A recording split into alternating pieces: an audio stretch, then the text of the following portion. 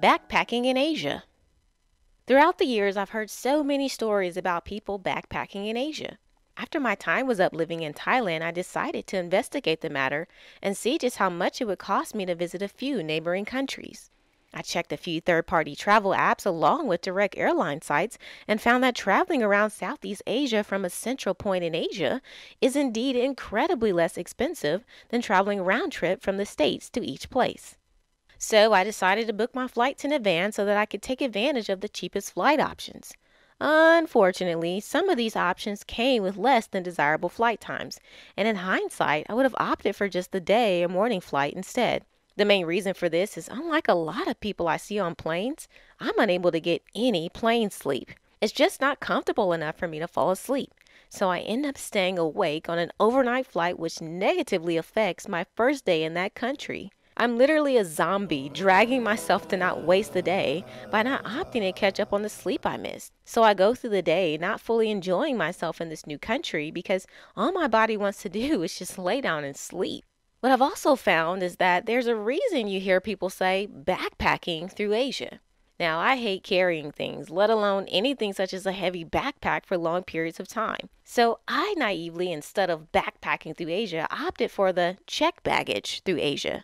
Once again, in hindsight, I really should have just prepared myself to endure the heavy backpack instead of a rolling luggage. I could have saved so much money by opting for the former because the cheap tickets I found were on these budget airlines that were for people who don't have checked bags, they don't buy food on planes, and they don't want a special seat. I found that most of these airlines don't even give you anything to drink, let alone eat for free. Unlike most of the carriers in the States who at least offer you free water, soda, juice, and a snack. Again, I'm referring to the budget airlines in Asia. Of course, there are other airlines that do include food and drink into the price of a ticket. What I also found out the hard way was that not prepaying for my checked baggage online during the booking process cost me 3 times as much as what they charged me at the airport check-in counter.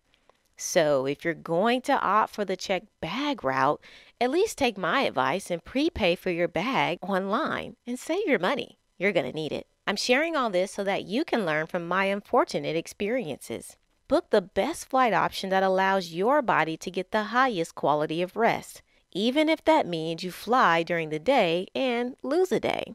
And if you're going to use a budget airline, try to pack only enough for a carry-on bag and either eat and drink just before you get on the plane or bring a snack.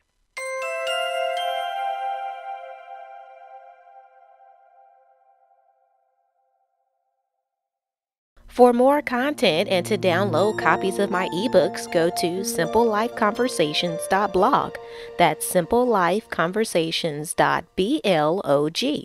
Be sure to subscribe to this podcast channel to get the latest episode of Conversation Starters.